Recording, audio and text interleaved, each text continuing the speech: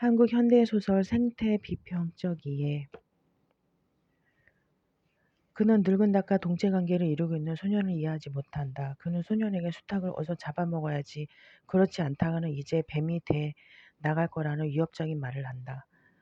영감의 말로 인해 소년은 새끼를 깐 제비집을 노리고 기둥을 올라가던 뱀을 생각하며 늙은 수탉과 새끼 제비를 놓고 생명의 가치에 저울질하게 된다. 소년은 수탉보다는 새끼 제비의 생명이 더 소중하다는 생각에 수탉을 죽이게 되지만 수탉과 소년은 동체 관계였었던 까닭에 소년 또한 자리에 눕고 만다. 타자와 공고한 사랑의 끈으로 동체 관계를 맺고 있는 소년과 달리 생명체에 대한 가학을 서슴지 않는 반수영감은 세계와의 유대가 단절된 인물이다. 반수영감으로 표현되는 어른의 세계에서 제비 새끼가 언제쯤 날게 되느냐라는 질문은 헛소리로 간주될 수밖에 없으며 동구박 갈밭의 흰 곳이 남김없이 다 패고 5마리 제비 새끼가 축가지 않고 완전히 날 수 있던 날 소년이 제비들을 내다보며 얼굴 가득히 미소를 지을 때도 소년이 마지막 웃음을 웃는다고 막 소리내어 울음을 터뜨릴 수밖에 없는 것이다. 성장소설의 관점에서 독해할 수 있는 이 소설은 어린아이의 생명체에 대한 애정과 이분법적 사고를 가지고 타자에 대한 횡포를 입사하는 어른의 모습을 대비시킴으로써 생명의 소중함을 부각시키고 있다. 골목안 아이도 닭재와 동일한 맥락에 있다. 골목 밖 쓰레기통 옆에서 준 고양이 새끼를 아이는 집으로 데리고 와 기르게 된다. 몸을 씻기고 함께 먹고 자면서 아이와 고양이 또한 동체 관계가 된다. 아이에게 고양이는 어머니의 환유다. 잠결에 고양이 새끼의 몸을 어루만지는 행위는 지난날 잠결에 어머니의 젖가슴을 어루만지는 심사의 다름 아니다. 모체로부터 분리되면서 상실한 자기 몸의 일부를 찾으려는 아이의 욕망이 어머니의 젖가슴을 더듬게 하듯이 고양이 새끼의 몸을 어루만짐으로써 합의된 상태에 희고하는 것이다. 아이는 고양이를 위해 개구리와 참새 새끼를 구해다 준다. 그러나 고양이를 위하는 행위는 다른 생명체 희생을 전제로 한다. 따라서 고양이뿐만 아니라 다른 동물들과도 관계를 맺고 있는 소년에게 있어서 한 생명체에게만 유익한 고양이 먹이 구하기는 그의 무의식 속에서 늘 그를 괴롭히는 요인이 된다. 논둑이 이르기 전에 무엇이 탁 튀어오르며 종아리를 와 무는 개 있다. 보니 개구리다. 그런데 한 마리가 아니다. 헤일 수 없이 많다. 그 많은 개구리가 뛰어오르며 물어뜯는다. 못 견디겠다 달아난다. 그러는데 이번에는 머리며 목덜미를 와 쪼는 게 있다. 보니 참새다. 수없이 많다. 그 많은 참새가 마구 몰라 쪼아댄다. 못 견디겠다. 뛰지도 못한다. 사람 살려라 소리를 지르려 해도 소리가 돼 나오지 않는다. 생명 중심적 평등성을 지향하는 소년의 무의식이 꿈으로 나타난 소년을 괴롭히는 모습이다. 이로 인해 소년은 고기 국물에 만 밥을 줄 수 있는 앞집 아이의 집에서 고양이 데려오는 일을 포기하고 만다. 타자에 대한 깊은 애정은 자신의 이익을 포기할 수도 있게 해준다. 그러나 이러한 소년과 달리 앞집 아이 집에서는 약으로 쓴다고 남의 고양이를 잡아 그 가죽까지도 귀걸이로 쓰기 위해 널리 말린다. 나의 이익을 위해서는 타자를 도구화시키는 것도 아랑곳하지 않는 모습이다. 소설 송아지에는 죽음도 불사할 정도의 동물에 대한 애정이 그려져 있다. 6.25 때 북에서 남하한 군인들이 송아지를 끌고 가려 하자 도리는 자기 앞에 들이대는 총부리에도 아랑곳하지 않고 저항함으로써 송아지를 지켜준다. 죽음까지도 불사하고 자신을 지켜준 도리의 마음은 송아지에게 그대로 전해진다. 피난길을 떠나며 어쩔 수 없이 남겨두었던 송아지는 자신의 고삐를 끊고 도리를 찾아 얼음강으로 달려온다. 도리 또한 부모의 만류에도 불구하고 달려오는 송아지를 향해 살얼음 강으로 마주 걸어 나간다. 종적인 차이를 초월하여 사랑으로 융합된 도리와 송아지에게 얼음강이란 현실은 장애가 되지 못한다. 도리에게 송아지는 바로 자기 자신이었고 송아지에게도 도리는 자기 자신이 되는 것이기 때문이다. 이처럼 황순원의 소설에서 동물은 중요한 존재로 그려진다. 그들은 인간과 동체관계에 있다. 인간은 동물들과의 유대관계가 무너졌을 때 삶의 균형을 잃게 되며 심하게 훼손된다. 따라서 서로의 삶을 영위하기 위해서 동물과 인간은 관계에 놓여야 한다. 인간과 자연의 어울림의 세계, 불교 화엄경의 연기법에서는 이 세상에 존재하는 모든 것들은 고립된 단독자로 존재할 수 없고 변화를 부정한 고정태로 쳐도 존재할 수 없는 상호우전적 연관 구조를 지닌 것이라 한다.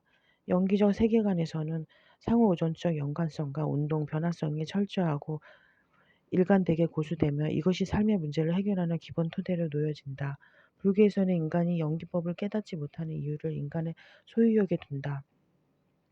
만물은 상호우존적 연관관계로 인해 경계를 나눌 수 없는데도 불구하고 인간은 인위적으로 금을 그어 경계를 짓고 소유하려 한다는 것이다. 인간의 국한에서 보더라도 사람 몸을 구성하는 물질은 고도의 상호우존적 연관성 속에서 조화와 균형을 이루고 있다. 그러나 이러한 조화와 균형이 깨졌을 때 인간은 질병에 걸리게 되고 급기야는 죽음에 이르게 된다. 암세포가 다른 세포들과의 상호우존적 연관 구조를 파괴하고 타세포를 지배하고자 했을 때 몸 전체를 죽음에 이르게 하는 것처럼 인간이 자연과의 상호우존적 관계를 파괴하고 그들을 도구화하여 지배하고자 할 때 우주 공동체는 파멸의 길로 치달을 수밖에 없다.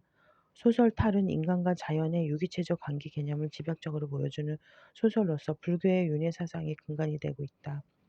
다리에 총탄을 맞고 쓰러진 몸을 일으키려다 대검에 찔려 죽게 된 일병의 가슴에서 흘러나오는 피는 황토 땅에 스며들어 흙이 된다. 한 억새 뿌리가 땅속에서 일병의 진을 빨아올리면서 일병은 다시 억새가 된다. 억새는 농군에 의해 베어져 소꼴이 되어 소에게로 들어가면서 소가 된다. 이 소는 팔려 도수장을 거쳐 푸주간에 걸리게 되고 소의 살점 하나가 식당에서 동량한 찌꺼기 음식을 먹던 일병을 죽인 사나이 속으로 들어가면서 일병은 자신을 죽인 사나이가 된다. 이 소설은 지구상의 모든 존재는 거무줄처럼 얽혀있는 상하오존적 존재임을 말해준다. 이것은 지구상에 존재하는 것은 모습만 변할 뿐 결코 없어지지 않는다는 생태학의 법칙과도 밀접하다. 일병은 흙, 억새, 소, 그리고 자신을 죽인 사나이로 외형적인 모습만 바뀌었을 뿐 엄연히 존재한다. 그리고 외형적 모습의 존재 방식대로 살아간다. 흙이 되어서는 흙의 생리대로 타자에 영향을 주고 억새가 되어서는 억새의 생리대로 강인함을 지니게 되며 또 소가 되어서는 자신을 소중한 식구로 생각하고 위로해주는 주인 농구를 위해 멍에 가죽에 혹이 생기도록 부지런히 일을 한다. 그러다가 자신을 죽인 사나이 속에 들어와서는 외상을 입혔음에도 불구하고 삶에 대해 오기에 찬 의지를 버리지 않는 사나이의 성격에 부응한다. 사나이는 들고 있던 깡통을 획 내동댕이 치고 기운을 내어 걸었다. 해진 작업복을 걸친 채 한쪽 팔이 없는 소매가 헐렁거렸다. 철공장 앞에 이르렀다. 전쟁터에서 한쪽 팔을 잃기 전까지 자기가 선반공으로 일했던 곳이었다. 거침없이 공장 안으로 들어섰다. 예전에 그 공장장이 있었다. 안녕하세요. 공장장은 달갑지 않은 표정이 역력했다. 물고 있던 담배를 구두 끝으로 뭉갰다. 공장장님 기분 나빠하실 것 없습니다. 오늘은 제가 뭐 때를 쓰려고 온 게 아니니까요. 아시겠어요? 예전처럼 다시 일하러 온 겁니다. 공장장은 이쪽에 팔없는 헐렁한 소매에 찜찜한 시선을 던졌다. 뭘 보시는 거죠? 사나이는 공장장을 정시하며 말이 이었다. 다리 하나 총탄에 맞아 못 쓴다고 선반 깎는 일을 못할 것 없잖아요. 몸을 움직여가며 말하는 사나이의 한쪽 팔 없는 소매가 그냥 대롱대롱 흔들리고 있었다. 다리 하나 총탄에 맞아 못 쓴다고 선반 깎는 일을 못할 것 없잖아요. 라는 구조를 주목할 필요가 있다. 사내는 사실 다리가 아니라 팔 하나가 없기 때문이다. 그럼에도 불구하고 다리 하나가 없다고 하는 사내의 말은 일병을 죽인 사내와 일병이 사내의 내면에서 하나로 융합되어 있음을 보여준다. 다리가 없다는 사내의 말 속에서 그의 무의식을 지배하는 일병의 목소리를 들을 수 있거니와 팔 없는 소매가 대롱대롱 흔들리는 모습에서 피해자와 원수의 야릇한 합장에서 빚어진 통렬한 아이러니를 느낄 수 있다. 인간과 자연이 유기적 관계에 있을 때 인간과 자연은 조화롭게 어울릴 수 있다. 이러한 어울림 속에서는 개념이 무의미하다. 나무와 돌, 그리고는 인간과 자연의 동화를 그려낸 소설이다. 표제어인 나무와 돌, 그리고 다음에 놓이는 것이 인간이라는 짐작이 들지만 이 소설은 나무와 돌로 상징되는 자연과 인간이 더불어 사는 존재라는 사실을 말해주고 있다. 노년으로 접어들면서 작중 화자의 의식에 자리를 비집고 들어서는 것은 작은 것들에 대한 새로운 인식이다.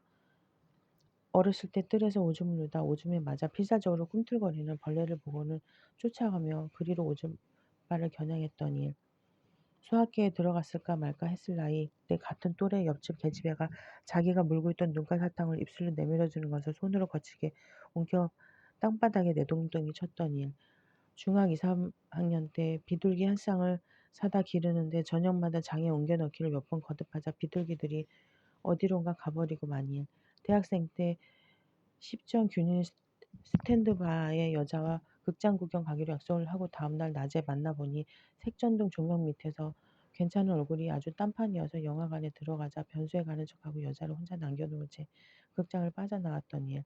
태평양 전쟁 말기에 시골 고향으로 소개에 갔을 무렵 어느 어둑한 저녁녘에 동구 밖을 지나다 동네 여인이 밀밭 속으로 기어들어가는 걸 목격하고는 외잡스러운 연상을 했던 것이나 나중에 여인의 남편 되는 사람이 징용 끌려나갔다 도망쳐와 그 속에 숨어 있다는 걸 알게 된 일 등 하찮게 여겨지던 일상의 일들이 노년에 든 그에게는 뉘우침으로 다가온다.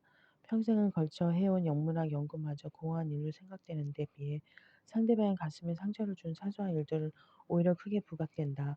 강자와 약자, 인간과 동물이라는 구분을 떠나 모든 생명체들은 소중하며 내재적 권리가 있다는 근원적인 인식에 도달한 까닭이다.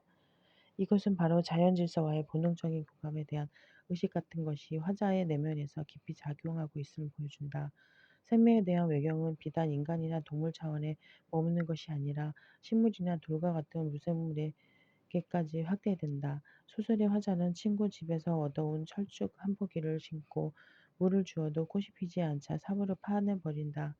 그러나 뿌리에 허연 음이 돋아나는 것을 보고는 도로 꽂고 흙을 덮어주지만 철쭉은 죽어버리고 만다. 자연의 때를 기다리지 못한 조급함 때문에 한 생명을 죽게 했다는 뉘우침 속에서 볼품도 없고 질도 물러 보였던 정원의 돌에 대한 회상한다. 운치 있고 생기를 바라는 주위 돌들과 달리 눈에 거슬러 치워버리게 한 그 돌은 그에게 모든 생명체들의 소중함을 일깨워준 거울과 같은 존재였다. 돌은 화자에게 내 누추한 꼴에 비하면 얼마나 의연한 자태이냐 하며 자신의 가치를 항변하는 것처럼 느껴진다. 이처럼 돌과의 대화가 가능하게 되었다는 사실은 돌도 인간과 마찬가지로 유기적 전체의 일부라는 자각에 이르렀음을 말해준다. 이러한 작은 것들에 대한 자각, 다시 말해 철쭉, 한 포기가 자신의 성급함으로 죽어버린 데 대해 아파하고 볼품없다고 버린 하찮게 여긴 돌의 가치를 발견할 줄 아는 감수성이 바로 시적인 사고이다. 시적인 사고 속에서 벌레, 비둘기, 철쭉, 돌 등이 나와 무관한 존재가 아니라 자신과 한 뿌리를 공유하고 있는 한 형제이며 나의 생명의 일부인 것으로 받아들일 수 있는 것이다. 소설의 말미는 인간의 마지막 모습이 어떠해야 하는지를 말해준다.